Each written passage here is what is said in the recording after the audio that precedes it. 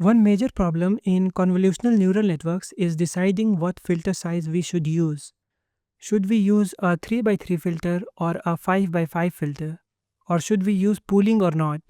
So, one idea to deal with this issue is why not try all of them? For instance, on this input feature map of size 32 by 32 by 128, we could first apply a 1 by 1 convolution with 32 filters, then a 3 by 3 convolution with 64 filters using a stride of 1 and padding of 1 so that the spatial dimensions remain 32 by 32. Then maybe a 5 by 5 convolution with 32 filters using a stride of 1 and padding of 2 so that the spatial dimensions remain 32 by 32 as well. This is followed by a pooling layer configured so that the output spatial dimensions also remain 32 by 32. And the idea is to concatenate all of these outputs depthwise and feed it forward through the network. And the network will learn on its own which of these operations are most useful. This way, we wouldn't have to worry about choosing the right filter size or pooling strategy at all.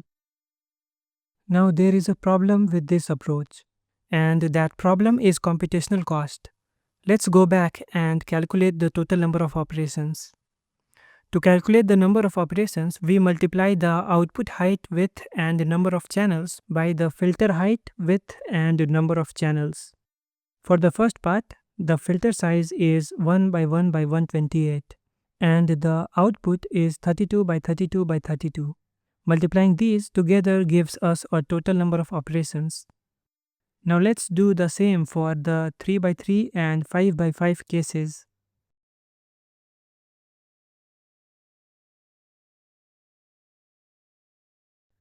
As for the pooling layer, the number of calculations is so small compared to the convolutions that it is practically negligible. So we will approximate it as 0 for simplicity. Adding all of this up gives us a total of around 185 million floating point operations.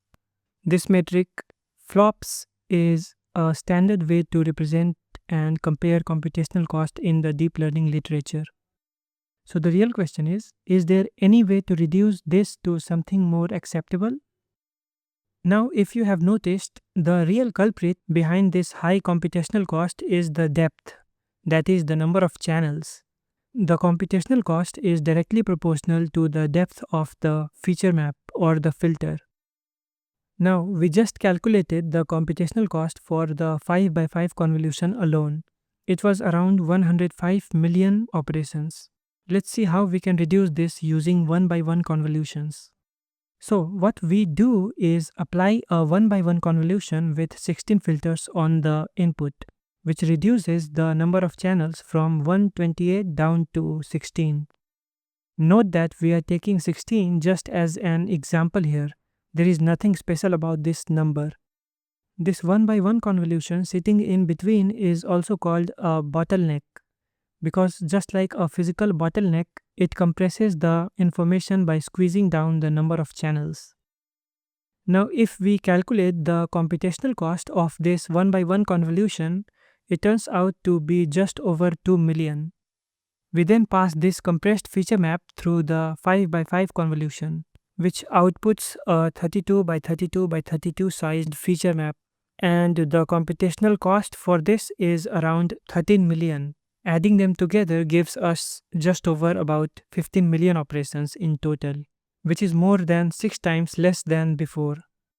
So this is the key idea behind using 1 by 1 convolutions to reduce the number of channels and bring the computational cost down significantly. If you are not familiar with 1 by 1 convolutions and how they work, I have already made a dedicated video explaining the concept in detail. I highly recommend checking that out first, as it will make this part much easier to understand. Now, one thing to keep in mind is that we do lose some information due to this channel compression, but it is only negligible information, and the model does not suffer from it in practice. Now let's build the Inception module using everything we have learned so far. For the 1 by 1 convolution branch, we directly apply the 1 by 1 convolution to get the output. No bottleneck is needed here since the 1 by 1 convolution itself is already acting as an compression operation. For the 3 by 3 branch, we first apply a 1 by 1 bottleneck convolution to reduce the channel depth and then apply a 3 by 3 convolution over it to get the output. We do the same for the 5 by 5 branch. First a 1 by 1 bottleneck followed by the 5 by 5 convolution to get the output. All other parameters remain the same as in the naive case. The only addition is the bottleneck before larger convolutions. For the pooling branch, the pooling operation produces an output of the same spatial dimensions, and a 1 by 1 bottleneck convolution is applied after it to reduce the channel depth. Now, one important thing to keep in mind, all of these parameters are learned during training via backpropagation. So if the model finds that pooling or any particular filter size is not useful, it will automatically learn to suppress it. Finally, all the outputs from each branch are concatenated depthwise and fed into the next layer of the network. And if you now calculate the total number of operations, it comes out to be around 35 million operations, which is significantly less than the naive approach. That covers the core mechanics of the Inception network. To dive deeper, I highly recommend checking out the original research paper that the team at Google came up with. In it, they show both the naive version and the optimized version we have talked about today. The specific model they built using these ideas is called GoogleNet.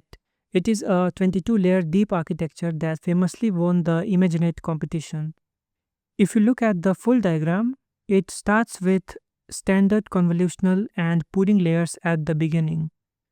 Then it uses a stack of multiple inception bottleneck layers as it goes deeper.